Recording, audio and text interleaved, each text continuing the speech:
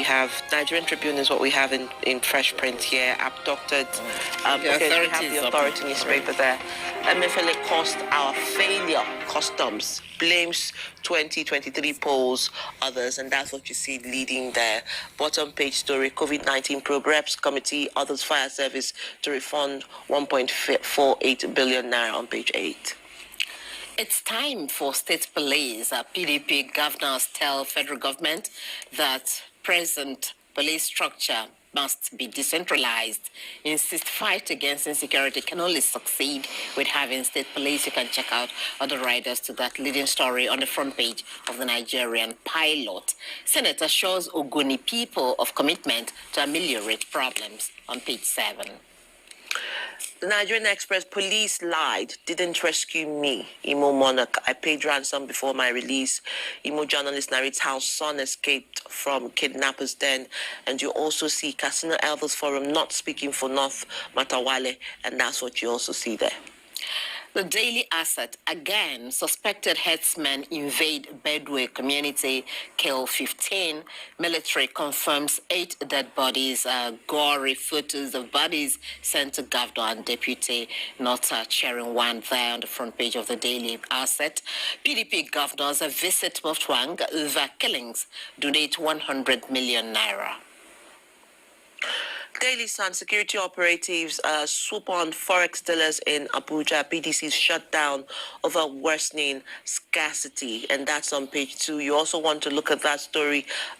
Insecurity: herdsmen attack Benue community, kill scores, 15 dead bodies recovered as bandits kidnap federal housing director near military base in Buari. The People's Daily: average healthy diet cost 703 naira in October 2023. That's according to the Bureau of Statistics on page 18 of the People's Daily. Federal government launches new teachers development scheme on page 6. And then there's another story just below that masthead there, still talking about insecurity. Well, let's look at that story above the masthead. FCT records 2,000 cases of gender-based violence in 100 days. Official there. But the Daily Times: governors demand state police amid spike in killings, kidnappings on page 4. And then 109 billion naira fraud. I was tricked by EFCC to indict myself. Ex-AGF.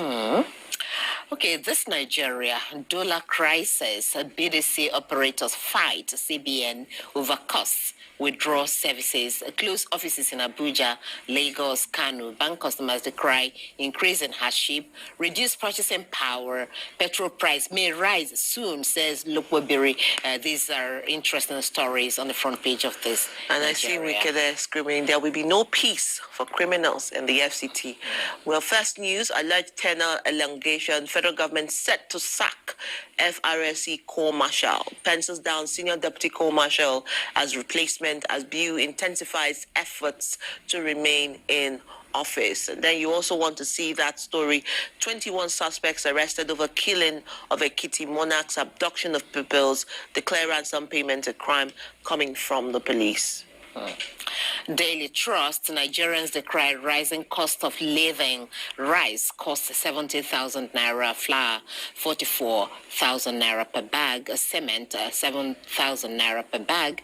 It's now difficult to survive in Nigeria. Team Inflation and Tackle Insecurity, that's LCCI, speaking there. Ahead of Sunday's by-election, Plateau PDP protests omission on ballot. Leadership Nigeria, this morning on Friday, again, student loan misses January deadline. Expansion hurdles, course of delays, officials, students, parents press for timely commencement. You also want to look at both the masthead, where you see there, of course, Nigeria versus Angola. Pizarro plays down favorite tire, kidnappers demand food, and 290 million naira for ransom. Let's check this Nigerian News Direct. Revenue remittance: Atiku condemns CBN's takeover of crude oil sales, says action threatens operational efficiency of NNPC Limited on page 4 of the paper. Naira declines by 37.6% in January 2024 on page 3.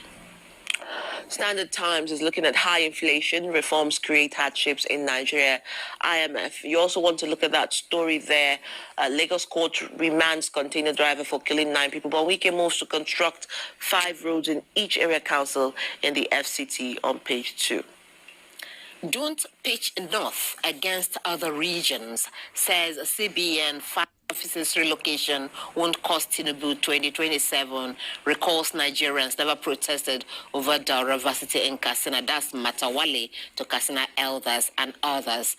You have 7 months, not enough to fix Nigeria. Federal government tells citizens the blueprint has these as its leading stories. So let's look at Guardian this morning. The big story there is agony of road users. Over 120 extortion points, double travel time, travelers' pains in Southeast. And then you see the stops there, minimum of 120 stops, almost in quick succession, an average of 5-minute delay at each stop. That graph represents it. But bandits abduct director near military base as report cites rising impact of insecurity, amongst other stories. Rerun elections, voter apathy looms as IGP restricts movement in 26 states. Well, there's another sad story that Nigerians sell relatives as low as 30,000 naira to traffickers, NGO reveals, and CBN intensifies action against speculators as naira rebounds slowly. So let me come back to our reviewers this morning. Interestingly, federal government decries minus 2 trillion naira debt illegal operators. But let me come to you, Chuks.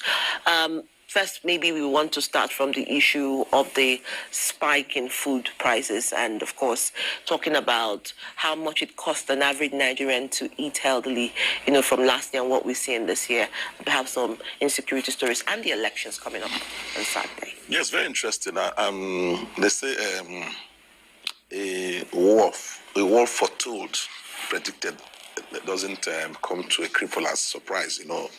Any cripple who was forewarned that there will be battle next week and decides to stay, that's his problem. That said, it's very, very interesting because people seem to be surprised about what rising food prices. We saw what the crocodile tears PDC operators are shedding over. I was discussing with my brother, because you see, people look at each day we hear stories from EFCC how imagine 7 billion from a religious sect, London. Because you see, it must worsen. I mean, there are no two ways about that because you see, you batter your economy through economic sabotage. People steal money because when they steal money, they can't keep the money in naira. So they go to Zone 4, they go to BDC operators and say, how much is dollar? And because, you see, each time, we change Forex once in a while. When you go there, they never tell you the truth. If you want to sell, they reduce the price. And if you want to buy, they hike it. So someone who has stolen money, you tell him that that naira is 2,000 naira to $1. He will change it because he didn't work for it. He wouldn't haggle. That's it. Because, you see, it's supply versus demand. Any day people stop demanding something, the price will drop. That's why you can't carry coal to Newcastle. You don't go to the Eskimos to say you want to sell them ice because they don't need it. So who are those who need these dollars? It's those who have stolen our Commonwealth and they want to keep it. Yes, and they want to keep it. So if you say $1 is 2,000 naira, they're ready to buy it. So the hypocrisy of the BDC operators, I have thought that they're not the ones minting the money. They're not the ones. What they make is profit. So, and I think it's a coordinated attempt by some persons here to blackmail the government. Because you see everywhere, you see insecurity here, you see this there, you see this there. They're so coordinated that you want to assume that something is wrong somewhere. Some people are not happy about what's happening. And sadly, there are the same people who brought this government to power. So apparently they thought that Tinubu was going to do their bidding. Now that Tinubu is not doing their bidding, they're very, very upset with him. Look at what Matawale said about Katsina elders. Don't blackmail. Don't blackmail Tinubu. You understand? Because they brought Tinubu in. The same persons who brought Tinubu in are now the ones shouting, crying the loudest. So insecurity everywhere. People can't farm. So what do you expect? You expect rice to be very cheap. You expect beans to be cheap. Because people don't feel safe. Look at what's happening. We're going to Plateau tomorrow. Tomorrow there's supposed to be run elections in Plateau. my prediction, I've been warning that PDP was going to be excluded. I spoke with INEC officials. They said no, that's not possible. You were almost like a prophet. Yes, but it's happened. It's happened. Papers. No, I said it because. Did you have the premonition? No. I got intel. I'm a journalist. I got intel 2 months ago that they want to exclude PDP from contesting because the what do you call this? The brief. Let me use the brief to the judges at the time. Court of Appeal was to stop PDP at all costs. So, if you recall, the Plateau North Senatorial judgment on Plateau North Senatorial District and Plateau Just North Bassa Local Government Federal Constituency came early. So, you see, because the Court of Appeal contradicted itself, so embarrassingly. They said PDP did not fully comply with the order of the court. So, and I was asking, is there a barometer to measure the level of compliance of a court? You either comply with the court order or you don't. So, but the judges shot themselves in the foot and said, okay, rerun in Plateau North Senatorial District, and then Just North and Bassa South, Federal Constituency, rerun. So the people, apparently the persons, the puppeter, felt that they didn't do their jobs well and said, no, we can't do that. If you bring PDP back 100 times, they will win. So stop them at all costs. Then subsequently, the judgments became, decide declaring APC members winners. And I said here yesterday that there's looming crisis in Plateau because people have said if they don't see PDP on the ballot, elections will not hold in Plateau State. And I kept asking, are there persons somewhere who delight themselves in bloodletting in Plateau State? Mm-hmm. And INEC has become a collaborator in this evil enterprise. Allegation? No, that's the truth. Because you see, you do rerun. It's clear. I read the judgment. The judge said all parties are to participate in it. That's why it's called a rerun. By elections, you can bring fresh candidates. That's why it's called a by-election. But rerun, like somebody is dead or something, somebody resigns, like Tunji Ojo, who's resigned House of Reps to become minister. That seat is declared vacant. Then a fresh APC will nominate a fresh candidate. But when the court says rerun, it repeats. It's the same person. So it's very clear. It's not. You don't have to go to school. So this exclusion aids violence. Yeah, it is. And then now. The danger is that certain persons who have apparently been bribed to reinterpret judgment of Court of Appeal. Yes, we're going to spend money to conduct elections tomorrow, and of course people go to court, and courts will nullify the election. Then the implication is that courts will order the election for them to run the election, and then this is taxpayer. Okay, so we'll come back to that, but let's get your view on the rising food costs. Of course, we'll still come back to all of this, but rice 70,000 naira per bag. The minimum wage is still 30,000, even though it's been, a committee has been set up to look at that from this time. And then you have cement 7,000 naira. That's the one that even worries me. When would people like us be able to build if you have a cement going at 7,000 naira per bag? And what is your problem? What happened to your mansion? Which mansion? You really, you know why I'm asking this? Because I thought the cement is produced in Nigeria. Is it also being affected? Is the price being affected by the dollar rate and all that exchange rate? Please, can you weigh into this? That's a chat. My worry here is how things have continued to fall apart, and the center has continued not to hold it as far as this country is concerned. If you look at that Daily Trust cover, you ask yourself what is really going on. As at December last year, cement was sold at 5,100 naira. As at December, a little above 5,000, but you can see 7,000 per bag. So rice was about 50,000 naira or 55,000. Some people bought 48. Now it is 70,000 naira. And the government has continued to tell us things will improve. Things will improve. You now ask yourself, when will these things improve? Like you said, people should be worried about the cost of cement, because shelter is number one thing as far as, and the government doesn't build houses, unlike in sane societies where government build house. In some countries, when you are 18, you will go, they will give you the house, and you have a job that you'll be paying for the rent in most countries. But here in Nigeria, even at 35, 40, no job for you, not to talk of house. And things are going this way. And we talk about general, everything is being felt on the negative side by Nigerians. But this is not what these our politicians promised us. When they mounted the podium, did they tell us that they will suffer Nigerians like this? No. Sugar-coated promises. And 7 months, 8 months after, this is what Nigerians are facing. You can imagine this. Even as MBS is saying 703 naira to get a healthy diet. I wonder which of the healthy diets. I wonder how they arrived at this. I don't know how they arrived. Which of the healthy diets would give you 700? You can imagine that. In October of last year. Even the least booker in this country, in Abuja here, you go there and you see 1,200. And you're not even sure of how healthy that one is. How healthy it is. And on top of that, some people calling themselves BDC operators said they are going on strike. I now ask, is that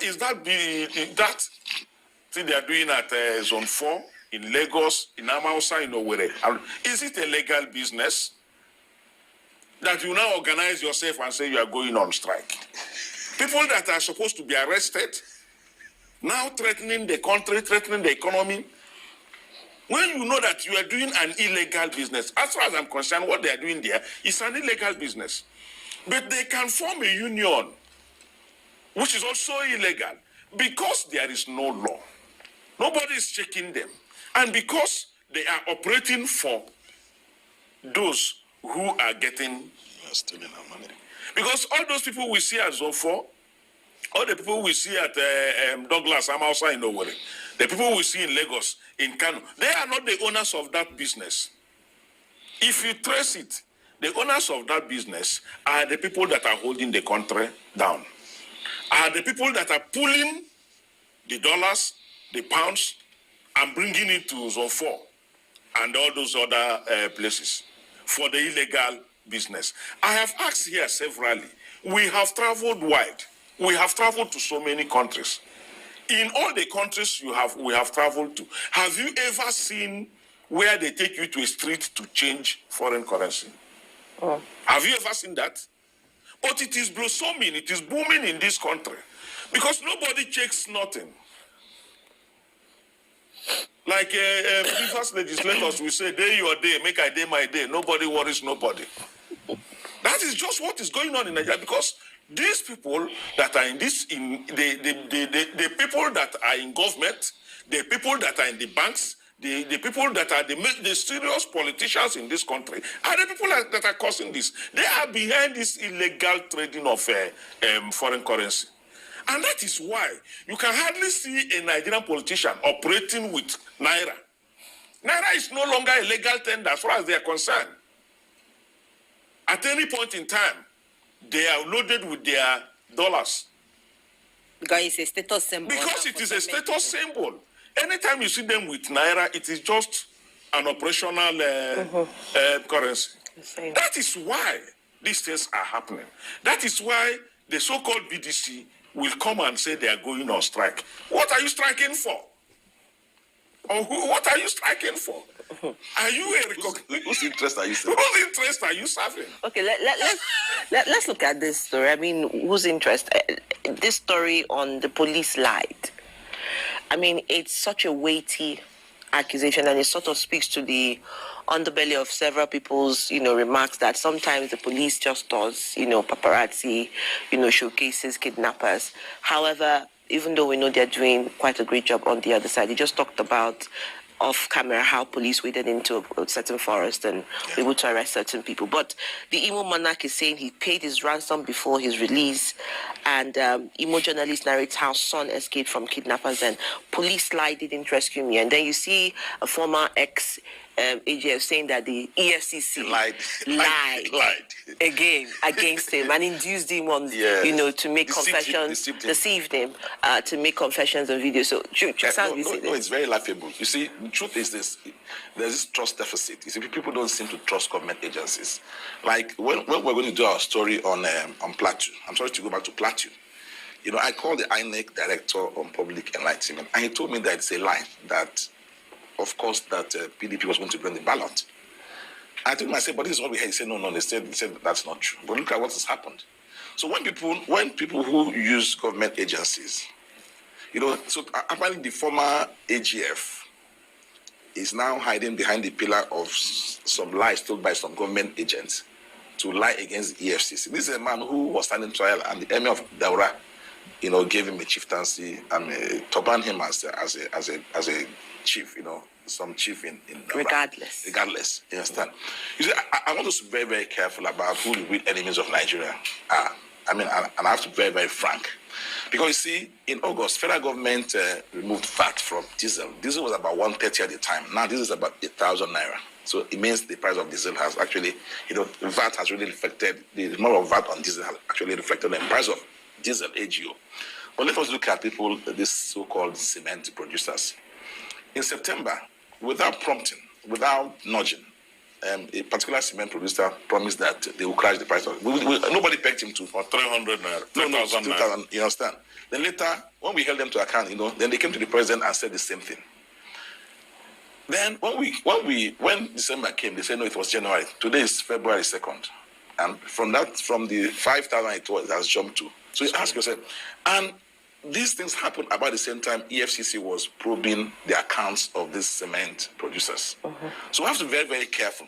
We've been in Nigeria where people went and commissioned a refinery in Nigeria. And as we speak, they're telling us that they've refined AGO, they refined what they call the other oil.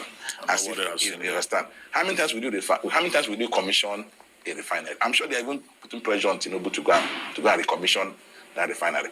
So it is these people who are the enemies of Nigeria. And we have to be very, very careful. Because you see, and I think it's the meanings, I don't know who said that 7 months is not enough to fix this problem. Because these problems have been there. And we shouldn't pretend about these problems. They've been there. There are telltale signs that things, because people who are complaining about rice going to 70,000 naira. In 2015, rice was 6,500 naira a bag. So from that 6.5, it went to 50,000 naira. They didn't complain. Now it's 70,000 naira complaining. It's much of hypocrisy for me, in my opinion. That's the truth. So let us actually identify those who are sabotaging. The same people who steal our money, change this money to dollars, and weaken the naira, and the same people who are now crying foul, who are crying blue mother. It's wrong. So that's why when people like government agents like the police, INEC, continually lie to people, this is what gives impetus to people like the former AGF to also claim that EFCC has lied against him. Nobody forced you to steal money. Nobody forced you to do all these things. Then now you said that they forced you to admit to having committed a crime, that they lied against you. This is very laughable. Last night, when I spoke yesterday about the new commissioner of police in FCT, I noticed something different yesterday. Okay. I was coming from Apo last night, and I saw that, police now, now have checkpoints around Abuja, which wasn't the case. But remember that Guardian also did a big story on checkpoints and how for Southeast. Yes. It's actually for extortion purposes. And I say this with every sense of responsibility. I'm from the Southeast. If you travel, because you see, most people in the Southeast are businessmen, and it's employed by the police high command to extort money, because for most Igbo people, time is money. If you look at from our different cultures, when they use telephone, they spend time greeting themselves. Igbos, when they use telephone, it's more for business, one market, because for them, time is money. You hardly see an Igbo man who is not at his shop. Well, generally speaking. Generally speaking, at 8 o'clock in the morning. That's the way Igbos are. So these policemen know that if you are moving your goods from point A to point B, and the police starts asking you for way bid, for this, for that, he wants to delay you. So they would rather settle the policemen. And because of this, because This is a culture. So that means the police is not asking rather than the citizens No. are offering. No. It's like when policeman starts scratching his head, say, "Okay, particulars," you bring, say, "Okay, learners, this permit." You already know what he's talking about. So they now use that as a ploy. That's why a place like from Onitsha to it's less than 110 kilometers. You have like 30 or 40 checkpoints, and that's not where you should put those checkpoints. You're supposed to put those checkpoints in Plateau. Like I keep saying it. Governor Diri the other day was begging the police to come and recall their